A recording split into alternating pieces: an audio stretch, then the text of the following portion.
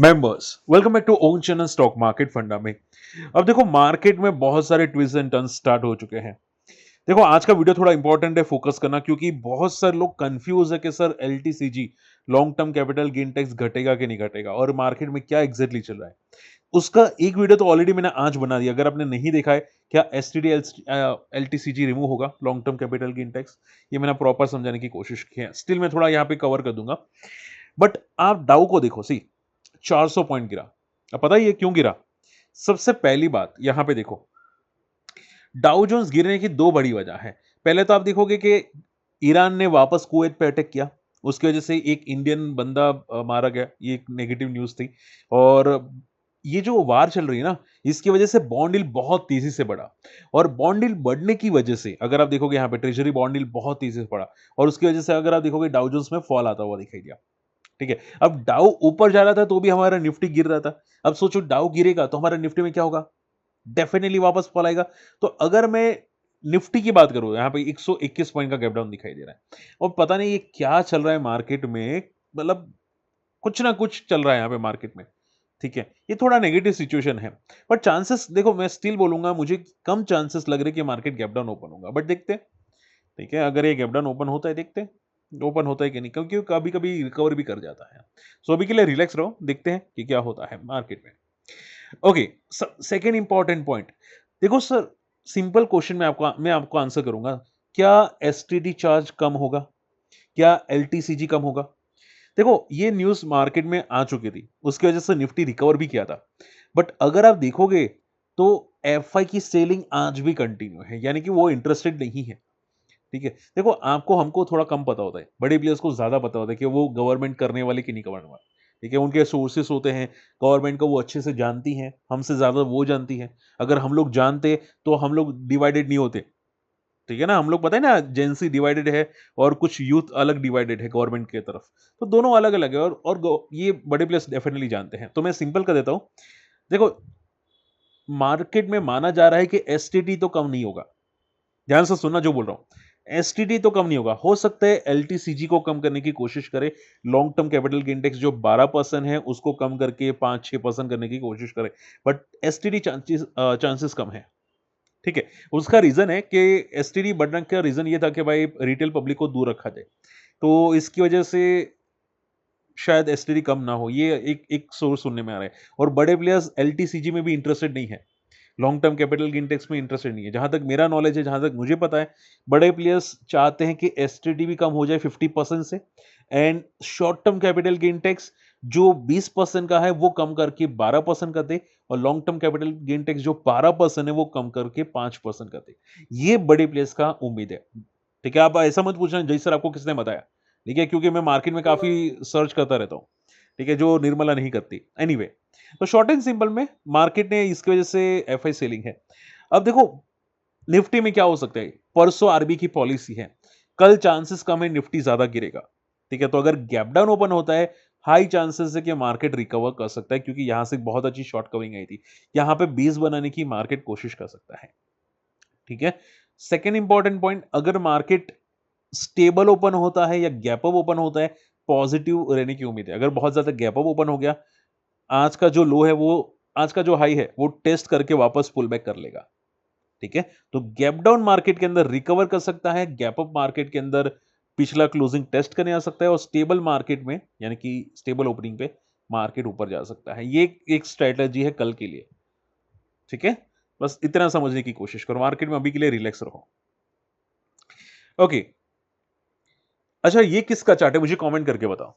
देखो last time जो मैंने चार्ट डिस्कस किया था मेरे डेली वीडियोस में, वो लास्ट था रेन इंडस्ट्रीज का। ठीक है, और काफी लोगों ने अच्छा गैस किया था। आप गैस करके देख सकते हैं। सैम सिटी ने गैस किया था, फिर दीपक जी ने गैस किया था, काफी लोगों ने किया था। दो चार लोग और भी थे जिन्होंने गैस किया था। अब ये गैस करके देखो ये किसका है। सभी लोग, आई एम श्योर काफी लोग जानते होंगे। डेली चार्ट है, कोई रिकमेंडेशन नहीं है, और मैं चार्ट पढ़ना सिखा रहा हूं, तो ध्यान से सुनना।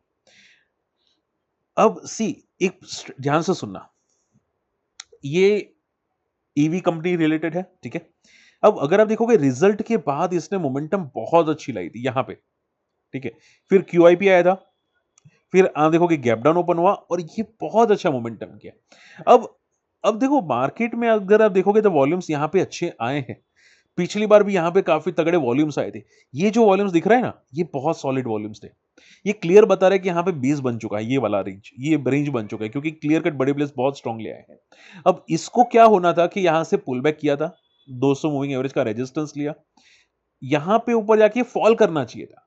ये ब्रेकआउट नहीं करना चाहिए था। पहले तो इसने रिजल्ट का ब्रेकआउट किया, रिजल्ट का 7 दिन का हाई ब्रेक किया, क्यूआईपी का हाई ब्रेक किया, ठीक है? और 200 मूविंग एवरेज का ब्रेक किया। तो ये सभी इंडिकेटर्स काफ़ी पॉजिटिव हैं। वॉल्यूम्स भी देखोगे तो बहुत अच्छे वॉल्यूम्स आ रहे हैं, ठीक है? सो हमेशा याद रखो चार्ट्स आपको पढ़ना आना चाहिए। चार्ट्स सिखाते हैं आपको कि क्या क्या चार्ट क्या बोल रहा है। अब देखो चार्ट ये बोल रहा है कि जब तक 200 मूविंग एवरेज के ऊपर है तब तक चार्ट में पॉजिटिविटी है। सेकंड, यहां पे जो इन्वर्टेड हैमर मतलब जो ये फॉल आया था, ये जब तक ये कैंडल के ऊपर है तब तक भी पॉजिटिव बोल सकते हैं, यानी कि या तो अप्रोक्सीमेटली ये लेवल या 200 मूविंग एवरेज जब तक ये लेवल के ऊपर है तब तक ये स्टॉक पॉजिटिव है, ठीक है? अब अगर मान लो हम लोग यू पैटर्न या कप एंड हैंडल पैटर्न को बोले तो ये जितना हाइट होगा ये उतना मोमेंटम करने की कोशिश करेगा, ठीक है? तो हमेशा चार्ट्स को पढ़ो, ये कप एंड हैंडल पैटर्न है, क्या ये मोमेंटम करेगा कि नहीं हम लोग देखेंगे। और वैसे भी कोई रिकमेंडेशन नहीं है, चार्ट पढ़ना मैं आपको सिखा रहा हूं, तो मुझे बताना कि ये किसका चार्ट है। चलिए, ओके ओके, हाँ, ध्यान से सुनना। कल किसी ने न्यूज़ मार्केट में बहुत सारी चलाई थी और न्यूज़ ये थी कि आरबीआई ने गोल्ड बेचा है रूपी को सपोर्ट करने के लिए। बट एग्ज़ैक्टली ये न्यूज़ गलत है। ठीक है, ब्लूमबर्ग के हवाले से न्यूज़ आई थी और ज़्यादातर ब्लूमबर्ग की न्यूज़ गलत होती है, हम लोग ने बहुत बार देखा है। और ये न्यूज़ गलत है, आरबीआई ने खुद क्लैरिटी की, हम लोगों ने कोई गोल्ड सेल नहीं किया है रूपी को सपोर्ट करने के लिए। तो आप देखोगे 2 दिन से जो यूएस डॉलर्स में मोमेंटम आ रही है, रूपी डेप्रिशिएट हो रहा है, ये क्लियर कट है। रूपी आप देखोगे 2 दिन पहले 94.80 था, आज 95.69 है। ये भी बिग बुल पैटर्न बना रहा है, अगर आप ध्यान से देखोगे। बहुत अच्छी पैटर्न बना रहा है, बहुत स्ट्रॉन्ग पैटर्न बना रहा है, ठीक है? अभी भी चार्ट में बहुत स्ट्रॉन्ग मोमेंटम है, ठीक है? तो इसकी वजह से भी हम लोग बोल सकते हैं हमारा मार्केट सपोर्ट नहीं ले रहा। और देखो निर्मला को ये जितना समझ में नहीं आता ना, आई डोंट थिंक कि मार्केट में सपोर्ट लेगा। निफ आप लिख के ले लो, अगर निर्मला नहीं समझती ना ये टैक्स का सिचुएशन, तो इंडियन रूपी 150 को भी टेस्ट कर लेगा, ठीक है? हम लोग अंदर-अंदर लड़ाई करके प्रॉब्लमैटिक क्रिएट कर लेंगे, ठीक है, लाइफ में। और निर्मला जी टैक्स कम करने का नाम नहीं लेगी, ठीक है? तो हमेशा याद रखो, देखो अंदर-अंदर लड़ाई नहीं करनी चाहिए। हम लोग एक फैमिली है, इंडिया मेंबर्स एक फैमिली है। अगर गवर्नमेंट कुछ गलत करती है तो उसके सामने आवाज़ भी उठानी चाहिए एटलीस्ट, ठीक है? कि भाई आप गलत कर रहे हो, ठीक है? सही करते तो हम लोग भी प्रेज़ करेंगे, अच्छी बात बोलेंगे, बट गलत करते तो बोलना पड़ेगा ना। ये उसी टाइप देखो बच्चे गलत करते हैं ना, तो गलतियों पे पर्दा नहीं डालना चाहिए, बस उतनी मैं आपको समझाना चाहूँगा। एनीवे, जीएमआर एयरपोर्ट, अब देखो जीक्यूजी ने पहले बड़े जीएमआर एयरपोर्ट के अंदर एंट्री की थी अराउंड 90 के आसपास, अगर मैं गलत नहीं हूँ तो, और जीक्यूजी ने सेल कर दिया यहाँ पे 97 के आसपास। ये थोड़ा नेगेटिव सिचुएशन है जीएमआर एयरपोर्ट के लिए, but I don't think panic situation है, क्योंकि जीक्यूजी पता नहीं क्या खेल कर रहा है, वो भी शायद एफआई इंडियन मार्केट से थक चुका है, इसकी वजह से चला गया है। सो ये एक नेगेटिव सिचुएशन है। हालांकि जीएमआर एयरपोर्ट में भी थोड़ी सिचुएशन नेगेटिव, क्योंकि जो वार चल रही है उसकी वजह से एयरपोर्ट बिजनेस काफ़ी अच्छा नहीं हो पा रहा, इंटरनेशनल फ्लाइट्स काफ़ी कैंसिल हो रही है, इंडिगो की वगैरह। तो थोड़ा ये अंडर परफॉर्म कर रहा है जीएमआर एयरपोर्ट, ठीक है? बाकी जिस तरह से जा रहा है चांसेस तो बहुत हाई है कि अगर जैसे ही मार्केट स्टेबलाइज होता है, जीक्यूजी में बहुत अच्छी मूव आ सकती है, बट जब मार्केट स्टेबलाइज होगा या जब ग्लोबल ट्रेड स्टेबलाइज होगा तब, ठीक है? बाकी अभी तो नेगेटिव है, बट टेम्पररी नेगेटिव है, और ये बड़े प्लेयर्स का हॉट फेवरेट है जीएमआर एयरपोर्ट्स। इंडिया बुल्स ने फंड रेजिंग किया है 1000 करोड़ की, और वारंट्स के जरिए फंड रेजिंग की है एट 19 रुपए। अब देखो ये जो इंडिया बुल्स है वो अलग है, ठीक है? इसको कंफ्यूज मत करना रेगुलर इंडिया बुल्स से। ये इंडिया बुल्स रियल एस्टेट है, एज पर आई नो, ठीक है? और इसके मैंने रिजल्ट देखे हैं, भाई क्या टर्न अराउंड रिजल्ट है। ये बंदा क्या रिजल्ट पेश कर रहा है, मतलब आप बिलीव नहीं करोगे यार, सीरियसली बिलीव नहीं करोगे। अगर आप देखोगे तो 194 करोड़ का प्रॉफिट आया है, जो अब तक का सबसे हाईएस्ट एवर प्रॉफिट है, ठीक है? सेल्स भी अब तक का हाईएस्ट एवर सेल्स है कंपनी के अंदर। सो आप देखो रिजल्ट्स देखो भाई, क्या टर्न अराउंड है। और अगर ये सही है ना बैलेंस शीट में, मुझे इसका केस स्टडी बनाना पड़ेगा। तो भाई बंदे में बहुत अच्छे रिजल्ट पेश किए। तो एक टाइम पे जो बंदा 550 पे था, आज ये जो क्रैश हो चुका है, पता नहीं अब ये मोमेंटम करेगा कि नहीं, क्योंकि नंबर्स, फंड राइजिंग्स बहुत सॉलिड हो रही है। और अगर फंड राइजिंग में बड़े प्लेयर्स आए ना, भाई मैं बोल नहीं सकता इसके ये क्या करेगा ये बंदा, ठीक है? तो हालाँकि कोई रिकमेंडेशन नहीं है, बट न्यूज़ डेवलपमेंट्स काफ़ी पॉजिटिव हो रहे हैं इंडिया बुल्स में। सो अगर आप फोकस करना चाहे रख सकते हैं, कोई इश्यू नहीं है। ऊपर एक रेजिस्टेंस है 48 का, नीचे रेजिस्टेंस एक 24 का। अगर 24 ब्रेक करता है तो अगला रेजिस्टेंस में भी टेस्ट करें जो 48 के आसपास है। कैबिनेट ने हाईवे प्रोजेक्ट्स के लिए 8,000 करोड़ का फंड अप्रूव किया है। अब देखो हाईवे प्रोजेक्ट्स किसको मिलते हैं? जनरली मैंने देखा है कि एल&टी को मिलते हैं, बट देखते हैं कि अगर कोई लोकल प्लेयर है, गवर्नमेंट की कोई क्लोज प्लेयर है, तो शायद मे बी उसको भी मिले। तो कुछ ही दिनों के अंदर बहुत अच्छी कंपनी जो प्रोजेक्ट्स लेती है, वो मोमेंटम कर सकती है। अब देखते हैं कि कौन मोमेंटम करती है, एल&टी करती है, दिलीप बिल्डकॉइन करता है या कोई और करता है। ठीक है? चलिए, ज़्यादातर मैंने इंपॉर्टेंट चीज़ें बता दी है। फटाफट आप लोगों की क्वेरीज़ लेना स्टार्ट करते हैं। सबसे पहले चलो सीएमआर ग्रीन के अंदर अप्लाई किया, बाय कांग्रेचुलेशंस। क्वालिटी वॉल्स में डिस्कस करता हूं क्योंकि इंपॉर्टेंट है। क्वालिटी वॉल्स में मैं भी कुछ देख रहा था, कुछ हो रहा है क्वालिटी वॉल्स में। देखो एक बात याद रखना क्वालिटी वॉल्स में कि लिस्टिंग, मैंने हमेशा आपको सिखाया है एक चीज कि जितने भी डीमर्जर वाली कंपनीज है ना, वो कुछ टाइम के बाद तो पॉजिटिव मोमेंटम करती है। टाटा कमर्शियल व्हीकल हम लोगों ने देखा, जीएमआर पावर देखा, फिर आईटीसी का भी एक कंपनी देखा, हम लोग बहुत सारी कंपनीज देखी है। क्वालिटी वॉल्स भी ऐसी ही कंपनीज में से एक है, ठीक है। पिरामल फाइनेंस, हाँ वो भी लिस्टिंग के बाद भागा, डीमर्जर के बाद। तो ऐसा बहुत सारा देखा है। बट इसमें एक बात याद रखना कि लिस्टिंग के बाद आई थिंक ये गिरा था, तो लिस्टिंग का हाई पहले टूटना चाहिए, ठीक है। लिस्टिंग का जो हाई है वो 30-31 जो भी है वो टूटना चाहिए, उसके बाद कुछ हो सकता है। क्लियर? बाकी नंबर्स इसके वीक है, अभी भी इतने अच्छे नंबर्स भी नहीं है कि भाई ग्रोथ दिखे। अगर नंबर्स अच्छे आते हैं तो डेफिनेटली ये 2 डिजिट वाला तो नहीं होगा, बट हाँ, एटलीस्ट टेम्पररी तो बड़े प्लेयर्स इसके अंदर है और नाम अच्छा है, तो शायद ब्रेकआउट कर ले भी ले, ठीक है? लेवल ब्रेक भी कर ले।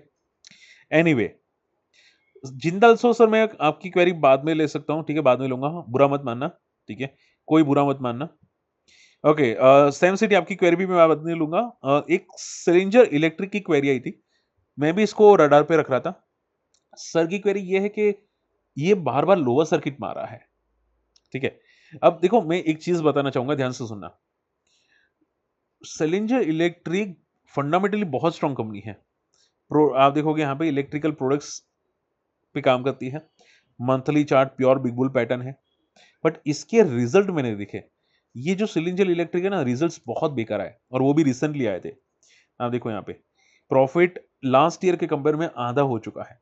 तो मार्जिन प्रेशर बहुत तगड़ा वाला आया सिलिंजर इलेक्ट्रिक के अंदर। इसकी वजह से स्टॉक लोअर सर्किट पे लोअर सर्किट लगा रहा है। बट क्या प्रॉब्लम है? Answer is no. देखो फंडामेंटली बहुत स्ट्रॉन्ग कंपनी है, बट होता क्या है कि स्टॉक अगर लाइफ हाई पे होता है ना, ठीक है, तो रिजल्ट क्वार्टर टू क्वार्टर भी अच्छे आने चाहिए थे। ये क्वार्टर टू क्वार्टर क्या, लास्ट ईयर के कंपेयर में भी रिजल्ट आधा हो गया। क्वार्टर टू क्वार्टर यानी कि दिसंबर से मार्च बेटर आना चाहिए, मार्च बेटर आना चाहिए, ठीक है। इस बंदे ने तो दिसंबर से भी खराब रिजल्ट पेश किया और लास्ट ईयर के से भी खराब रिजल्ट इस बंदे ने पेश किए, सेलिंग रिलेटेड ने। इसकी वजह से क्रैश हो गया। और आप इतना समझना कि जनरली अगर खराब रिजल्ट आते हैं तो स्टॉक 20% तो इजीली क्रैश हो जाता है। बाकी आगे तो देखा जाता है, ठीक है। तो हमेशा चीजें केयरफुल रहो।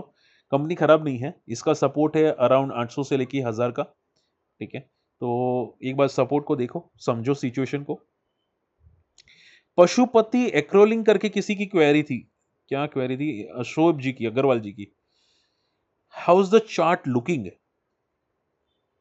सर मैंने आपका कंपनी को डिटेल की स्टडी किया।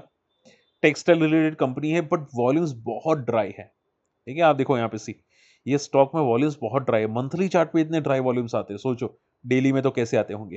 तो ऐसी कंपनी ब्रेकआउट होती है ना तो भी रिस्की बोली जाती है, ठीक है। अगर देखो आपको कुछ करना है कर सकते हैं, मैं ना नहीं बोलूंगा, बट हमेशा वॉल्यूम्स को भी देखना चाहिए। क्योंकि क्या होता है कि कभी कभी फेक ब्रेकआउट कुछ प्लेयर्स कर लेते हैं, स्टॉक में एंटर करके कर लेते हैं, ठीक है। रिजल्ट्स अच्छे हैं, ग्रोथ अच्छा है कंपनी का, ठीक है। तो हो सकता है कि भाई अगर मोमेंटम आ रही है तो प्रॉपर मोमेंटम बोली जा सकती है।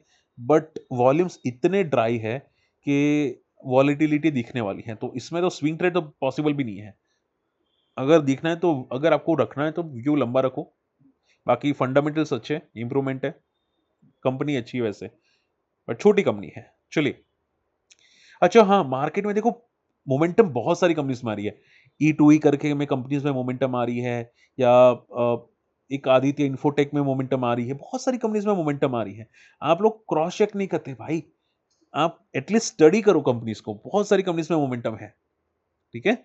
And last not the least, Gem aromatic मुझे किसी ने पूछा था।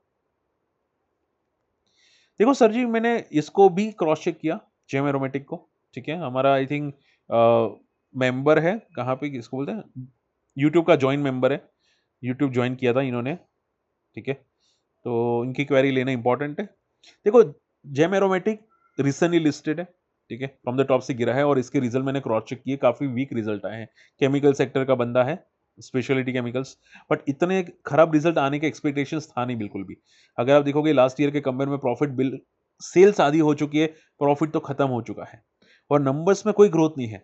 आप देख रहे हैं, कोई भी ग्रोथ नहीं है, बहुत फाड़ू खराब नंबर्स आए हैं, फाड़ू खराब नंबर्स आए हैं।